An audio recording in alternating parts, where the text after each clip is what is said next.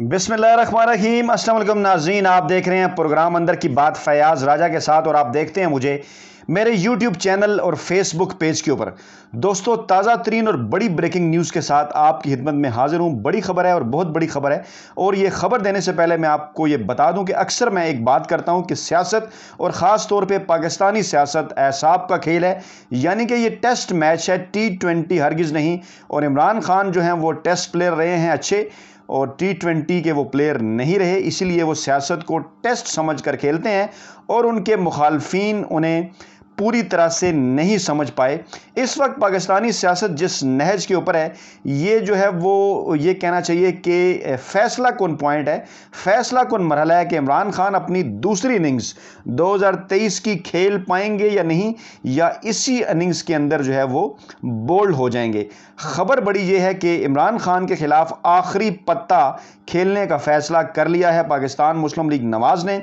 और इसके साथ साथ एक जुड़ी खबर यह है कि नवाज शरीफ ने शहबाज शरीफ को एक बड़ा हुक्म भी जारी कर दिया है, और इसके साथ साथ पीपल्स पार्टी के रहनुमा आसिफ अली जरदारी की गेम एक बार फिर ऑन हो गई है।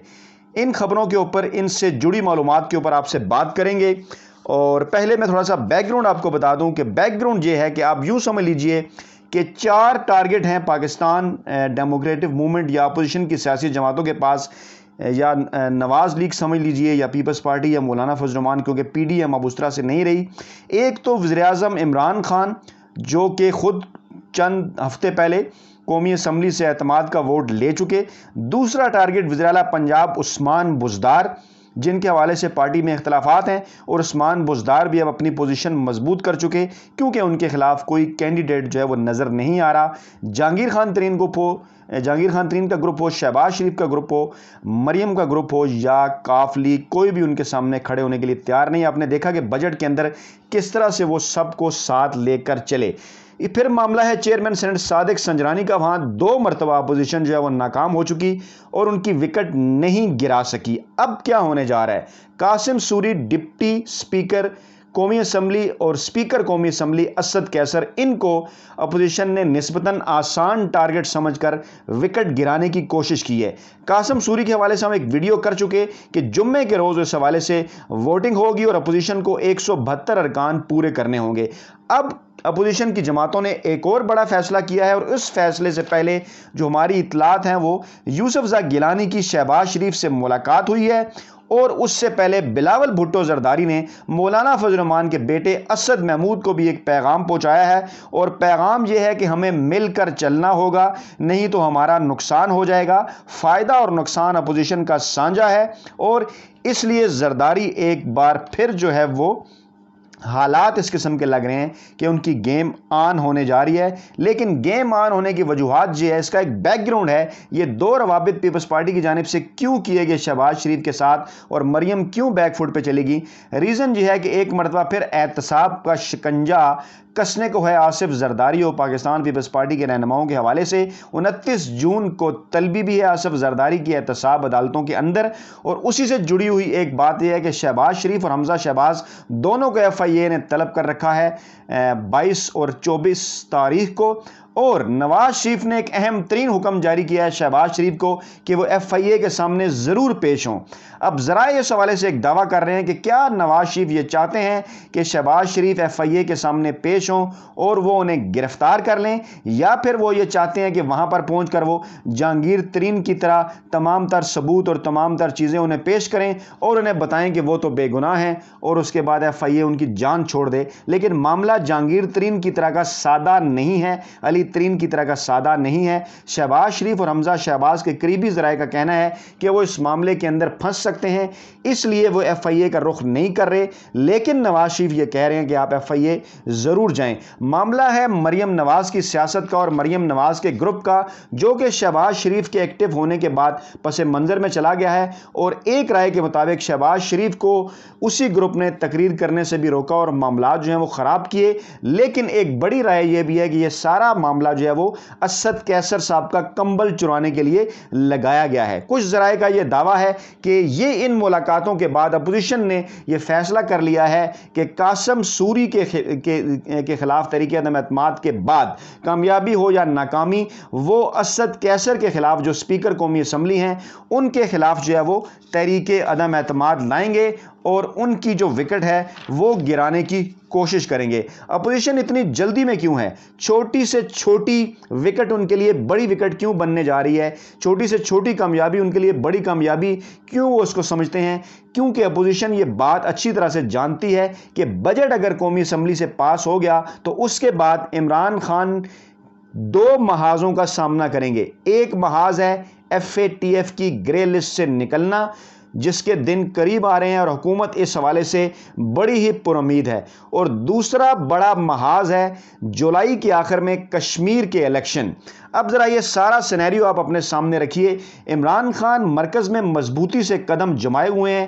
عثمان بزدار ان کے کھلاڑی، اوپننگ بیٹسمین، پنجاب میں انہوں نے اپنی پوزیشن مضبوط کر لی ہے۔ KPK کے اندر ان کے کھلاڑی محمود خان کو کسی قسم کی مشکلات کا سامنا نہیں ہے، یعنی مرکز، پنجاب اور خیبر پختونخوا کے اندر پاکستان تحریک انصاف کی حکومتیں دن بدن مضبوط ہو رہی ہیں، اور اس بجٹ کے پاس ہونے کے بعد خیبر پختونخوا تو خیر پہلے ہی ایسا صوبہ بن چکا جس کی پوری آبادی کے پاس ہیلتھ کارڈ ہیں، صحت اور تعلیم کے حوالے سے سہولیات میں اضافہ ہو رہا ہے، اور اس برس کے آخر تک اگر پنجاب میں عثمان بزدار بھی جیسا کہ بجٹ میں اعلان کیا گیا وہ کامیاب ہو جاتے ہیں صحت انصاف کارڈ کے حوالے سے، تو پھر اپوزیشن کی جماعتوں کے پاس، بالخصوص نواز لیگ کے پاس، پنجاب میں بیچنے کو کچھ بھی نہیں بچے گا۔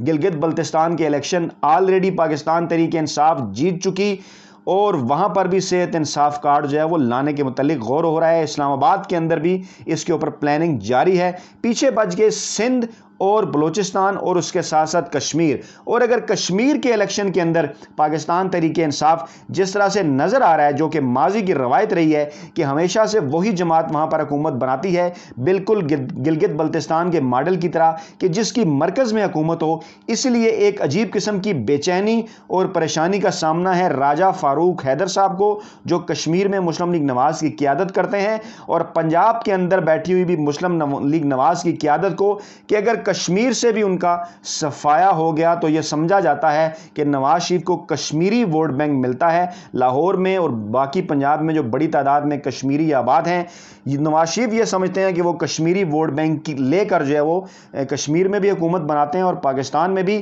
اگر عمران خان ان کی یہ متھ توڑنے میں کامیاب ہو جاتے ہیں اور اچھے الیکٹیبلز کے ساتھ اچھے لوگوں کو، کیونکہ ابھی تک انہوں نے ٹکٹ دیے ہیں جیتنے والے امیدواروں کو، اگر کشمیر کے اندر بھی وہ اپنی حکومت بنا لیتے ہیں تو اس کے بعد 2023 کے الیکشن سے پہلے عمران خان ناقابل شکست ہو جائیں گے، کیونکہ FATF کے گرے لسٹ سے نکلنا اور پھر کشمیر میں بھی حکومت بنانا، مرکز میں، پنجاب میں اور KPK میں آلریڈی مضبوط حکومتیں ہونا، اور سندھ میں ان کو ٹف ٹائم دینا پاکستان پیپلز پارٹی کو۔ سپریم کورٹ کے ریمارکس بھی آپ کے سامنے ہیں کہ وہاں پر سندھ کی حکومت کے متعلق سپریم کورٹ نے کیا کیا۔ اس کے علاوہ احتساب کے جو ادارے ہیں وہ بھی ٹائٹ کر رہے ہیں، آصف زرداری اور دیگر جو پیپلز پارٹی کے رہنما ہیں ان کے خلاف مقدمات، اور عمران خان بھی احتساب کا عمل ہر صورت جاری رکھنا چاہتے ہیں۔ تو 2023 کے الیکشن سے پہلے پیپلز پارٹی اتنی مجبور، بے کس اور جو ہے وہ کمزور نظر آنے لگے گی سندھ کے اندر کہ عمران خان کے لیے کراچی کے ساتھ ساتھ جو ہے وہ سندھ کے بعض شہری علاقوں میں پیپلز پارٹی کو گرانا آسان ہو جائے گا، اور بلوچستان تو خیر ہے ہی، اپنے اتحادیوں کے ساتھ مل کر وہاں حکومت بنائی جاتی ہے، اور یہ نظر آ رہا ہے کہ وہاں بلوچستان عوامی پارٹی جو ہے وہ ایک طرح کی پاکستان تحریک انصاف کے اندر ضم ہو جائے گی، جو 2023 کے الیکشن کے حوالے سے معلومات ہیں، اور اس کے بعد پھر 2023 کے الیکشن میں عمران خان کو 2/3 اکثریت سے روکنا بہت مشکل ہو جائے گا۔ تو یہ ہے وہ سارا پولیٹیکل سینیریو جس کے اندر پاکستان مسلم لیگ نواز کے رہنما نواز شریف، جو کہ پرانے سیاسی کھلاڑی ہیں، حالات کا انہوں نے جائزہ لیا ہے لندن میں بیٹھے ہوئے، اور شہباز شریف کو اور مریم نواز کو، اپنے ان دو گھوڑوں کو مختلف اسٹریٹجی کے ذریعے استعمال کر کے کسی نہ کسی طریقے سے عمران خان کے خلاف آخری پتہ جو ہے وہ کھیلنا چاہتے ہیں، اور اسی آخری پتے کے دوران زرداری کی گیم ایک بار پھر آن ہو گئی ہے، اور یہ بھی چانسز ہیں کہ شاید زرداری اس دوران پھر کسی قسم کی کوئی ڈیل ہے وہ حاصل کرنے میں کامیاب ہو جائیں۔ تو ناظرین، یہ تھیں وہ تمام تر اہم ترین معلومات، اہم ترین سیاسی اپڈیٹس جو اس ویڈیو میں آپ کے سامنے رکھنی تھی۔ فیڈ بیک ضرور دیجیے گا کمنٹ باکس کے اندر، اپنا بہت خیال رکھیے گا۔ نئی ویڈیو کے ساتھ جلد آپ کی خدمت میں حاضر ہوتے ہیں۔ اللہ نگہبان۔